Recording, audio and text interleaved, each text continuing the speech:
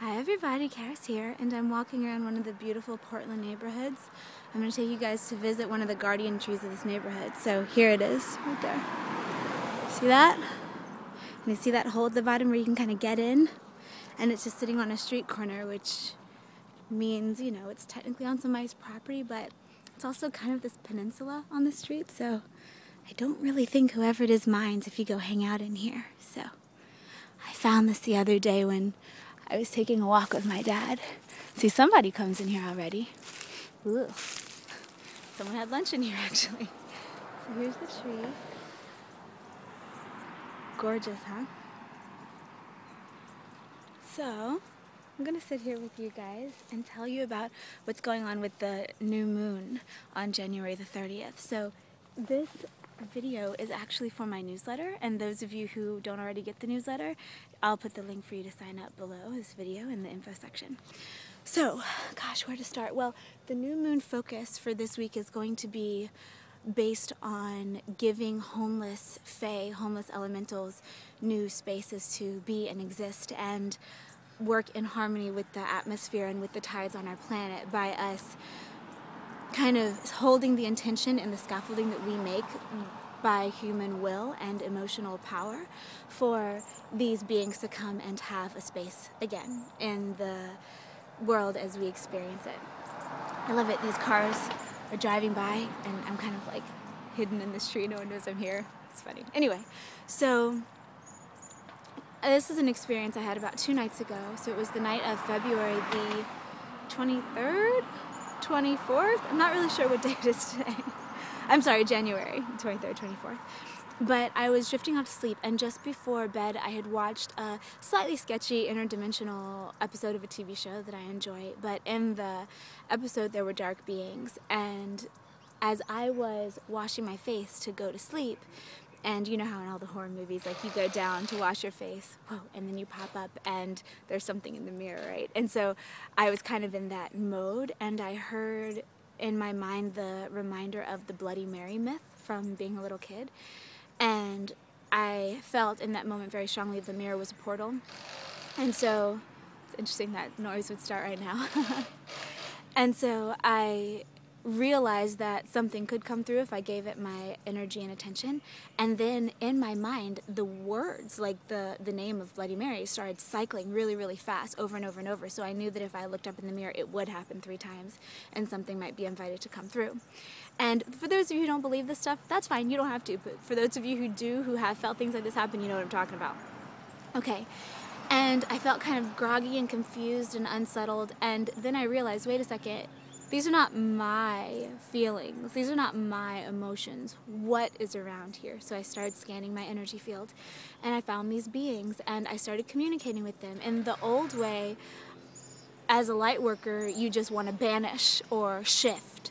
Or in my case, what I used to do was mandatory energetic surgery, cracking open the hearts, like heart chakras, bursting them open, and bursting open the solar plexus chakras, and aligning the being with the paradigm that I thought was most beneficial. But now, in an effort to have actual peace, what I'm trying to do instead are understand the beings before I start going in and working on them. So I asked, who are you? Where are you from? What is it that you want? What do you need? Why are you here? And this goes under you can't make this stuff up category, because I didn't know these beings existed, but apparently these were vortex riders. They were elementals that ride vortex energy, and as they ride it, they increase it, and that's how they survive, that's how they live, that's what their job is, all of them kind of rolled up into one, because that's how some types of elementals roll, right?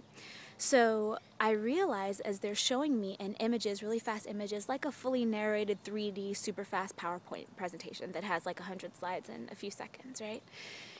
They showed me how Portland is a big vortex. It has lots of vortexes coming up, which are essentially springs, but rather than water coming up, it's energy, just pure life force energy pouring out of the ground. Some places in the world are deserts, which suck in energy, which bring in life. Life doesn't pop out there. In some places, like here, Portland, life is springing out of the ground.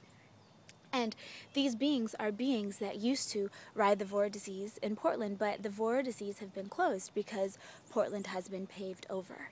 And so they were saying that they no longer have a home or a job or a means of existence. So as often happens with elementals, when they're displaced like this, they became vampiric. Because as they were explaining to me, the only way to survive was to ride on the vortexes or the vortices that were made by human thought. And human thought is apparently a pretty easy place to make a vortex, especially if you activate the energy of being afraid or worried. That's when you get repeating things going through your mind and keeping you stuck in a pattern. So that's what they did in order to survive, okay? So what I did was went into a meditation and recreated the Portland vortices, opened them up, spun them, and then sent these beings to go stay there and start riding those vortices instead. And they did, and they were gone, and I felt this huge outpouring of energy begin from this city, and I am still feeling it. That was, yeah, like I said, 2 nights ago, so I'm still feeling it. Then later in the night, I had an experience multidimensionally as I was falling asleep that I kept getting caught in like giant spider webs. And when I looked for the spiders, I asked what the heck was going on, and I helped them to figure out a way where these spider webs could naturally go. And where they were was around the vortices. So as energy spins out of the vortex, anything traumatic that carries pain and that can be shed gets spun off and gets caught in those spider webs. And then the spiders can feed on the learned energy, the released karma, etc. from the pure toxin type blockage type things that get stuck in the spider web. That's what it's for. And so that's what they got rejuvenated to do. And ever since then, giant spiders have been showing up on literature and television and media every day, since that's happened multiple times a day. And the next morning, one of my Facebook homies, and you know who you are, thanks for sending me this, love it, sent me an email and said that I had been in his dream the previous night, and in the dream someone had been trapping giant spiders and about to kill them, and I helped them escape. So that was a beautiful validation. So what I would like to do with this new moon is kind of the similar type thing we did last new moon. So for instance, you would take a stone, like say this stone, so I guess this one's mine, right, this little guy. And what we're going to do is carry them around. You can just find it when you go to the place or whatever and imbue it with the energy of a new type of energetic scaffolding for the elementals to live on in health and balance and harmony with us. So rather than homeless, jobless elementals going around and almost starving to death, so having to be vampires on humans, these elementals can be part of the ecosystem and be having their original jobs back in a way that is harmonizing with humans. Okay, and then we're going to bury him in the ground, find a holy spot to do it in. It doesn't have to be the same as last time. And I would also love to know where you guys are going to do it so that we can kind of know where our grids are working. So that is the intention for the new moon. And also I did a card reading this morning, and the information I got I thought was just for today, but actually I think that it represents the entire tides going on with this new moon and big challenge time we're in, because these past few days have been super challenging. Every single thing that pushes our buttons has come up for me and just about everybody I know, and we're going through really interesting times to see what it is we're made of. We've gotten all these upgrades lately, and now they're saying how we can keep them. So this morning when I pulled the flavor of the time period and got the Valkyries, which are warrior spirits of women who come and rescue or who take dead battle soldiers, dead warriors in the battlefield onto the next place, I realized that whatever the challenge was that we've been going through for the past few days is now ending, but we're seeing where we fall vibrationally, so what type of new universe we're going to manifest now that we've been doing a lot of clearing from our most recent ones. And then when I called who was the divine feminine in this situation, so our receiving side and our more intuitive side, I pulled Freya, whose irresistibility and who's also the patron of the Valkyries. So the Valkyries work for her. So she is complete fearlessness, complete embodiment and power in her beauty and her intensity and unapologetic badassery, right? And so what I'm seeing there is if we allow our intuitive selves, our more receptive qualities to run the show and be unapologetic about what they are, then we can drive where we're going. We can decide where we're going to get separated into and what type of reality we're going to be in. So it's all about empowering the piece of us that is powerful, that is strong, that's fearless, and that trusts in our intuition and doesn't doubt ourselves. What I saw with the divine masculine was in this situation, it was Vishnu. He's one of my favorite deities, and he's all about balance, and he's one of the main incarnations of like the straight up divine masculine in the Hindu tradition. So he's all about balance. He goes through challenges really well, and he is all about learning how to be your best self through embracing all that you are. So the receiving is being confident in the intuition that we're getting, and the giving, the masculine, is giving balance, understanding what it is we need, being able to see with honesty and clarity where we're unbalanced and do something about it. Then our challenge was Apash, fear. And this is the Mayan death deity that will hunt you down. He's not like something soft and quiet in the night that comes and takes sleeping people who are ready to die out of their beds. No, this is the dude that is fearsome, scary, will hunt you down, and he was in charge of like the lowest, darkest, scariest circle of their underworld, of their hell. So what I'm seeing in that is our challenge is to be to overcome our fears. It's going to be to be who we are without being susceptible to our own personal kryptonite. And we'll know that because they're things that aren't really objectively scary, they're just scary to us. And then the way to get through them, the way to surmount our challenges, which was Apash fear, is Ganesha, obstacles. Here's dancing again. Here's divine masculine again. I believe Ganesha was Vishnu's son, but don't quote me on that. I'm not exactly sure. I'm not as really firm in the Hindu pantheon as I am in some other cultures' pantheons. Okay, so Ganesha dances through obstacles. He has a really good nature, and he's super abundant and has a really funny sense of humor. Sometimes I have communicated with him in meditation, and he's always pretty much just laughing and telling me to calm down and chill out and everything's going to be fine. But he moves through obstacles through his good time, his fun, and taking things lightly, and he's also an amazing warrior. So it's not that he's a pacifist necessarily, he just deals with it. Okay, finally, what we're going to get out of it. So what's the boon we're going to get after we balance all of these things? And it's Joan of Arc, faith. But she did not have blind faith. The thing about Joan of Arc was she had faith because she saw it. She knew it. It was real for her. She experienced the things that she was getting, the information that she was getting. And even down to when she was, unfairly, essentially murdered, the writings of people who observed her still said that she was full of nobility and grace. So what we're getting, since I think that the martyr archetype is over in the new paradigm, is just faith by knowing that what we're experiencing is real. So what is happening? Again, Valkyrie's redemption.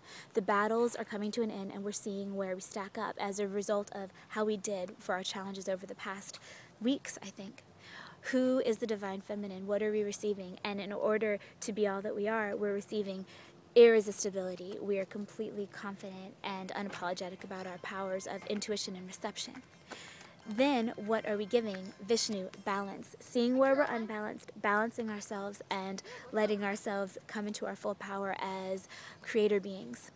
Then what's working against us is fear. Fear of our own obstacles, fear of the things that we're afraid will end us. And I also think fear of our divinity. It's a big deal that a lot of people are afraid of stepping into divine power because they're afraid that they're going to lose their individuality and lose something. But you don't lose it. You just become more. How we're going to get through it? Ganesha. Sense of humor, enjoying abundance, not taking things too seriously, but knowing that we're powerful and warriors and dancing through our obstacles. And what are we going to get out of it? A whole new level of perception, a whole new type of assurance of how the universe speaks to us individually and collectively, I think. All right, guys, that's what's going on for the new moon energy. Please do plant those crystals. The new moon is on January 30th. I also have a new class coming up, which is the Love Magic class. Super excited about that. I've been doing some of the practices myself to prepare you guys and test them out and see what happens, because all this stuff comes to me in meditation, and so far I'm really loving it. I think I'm going to adopt some of the practices that I'm going to teach in the Love Magic class all the time. And no, it's not just for romantic love. It can be for self-love, for friendship, for power, for grace. The one that I'm going to use is a purple rose, and that's for enchantment and magic. And there are lots more energies you can bring in, but since there is such a big deal going on from the new moon on the 30th to the full moon on Valentine's Day, I'm trying to harness that and help you guys to, transcend a little bit farther. Why not? Let's play and see how far we can go. And let's see what else. I'm seeing if I can host a day, just short and sweet workshop on Mount Shasta in February, just before Valentine's Day. So I will let you guys know about that, and I would love to know how many of you are interested in coming, because it kind of depends. I can only go if I get enough people to come. So yeah, there's that. And also, what else? There's going to be a Google Hangout on February 14th. Upcoming things are fairy magic class with Krista Riza. We're going to do that later on, maybe in a month or two. Lots of other stuff. I'm working on 2 hot springs goddess retreats for the spring equinox and summer solstice. We'll see if we can get it together in time. I'm doing more things in the physical this year, and so it's a different type of manifestation than just making energetic word-based technology, which is, you know, what you're looking at right now. Also, I'm getting more information for Starseed Wilding, which is the book I'm writing right now. It's going to be all about elementals and connecting with our elemental natures and connecting with the earth, and I'm having a whole new method of writing come to me that brings you more into the story. I'm really excited about that. So yeah, that's what's going on with me. I hope you guys are all very well. Like I said, this has been a very challenging time. We are all in it together, and if we can stop with the division between I can only be happy if this whole sequence of events, people, situations, entities does not exist, that's still war. So if we can stop with that, then I think we can pop much more quickly into what each of our own divine-centered type living presences, manifestation situations can be. All right, guys, here's another view of this gorgeous guardian tree in the middle of the neighborhood. Love it. Remember what I said about you being able to manifest stuff wherever you go? Manifest nature spots? Well, this is just on a city street, and look at how magical it is. Yeah. All right, much love. Go in peace. Enjoy the new moon. I would love to hear what you guys experience as you plant these seeds for our new fairy-friendly grid. Yeah, and that's all I got for you today. Have a beautiful day. Enjoy the sun, and I will talk to you again very soon.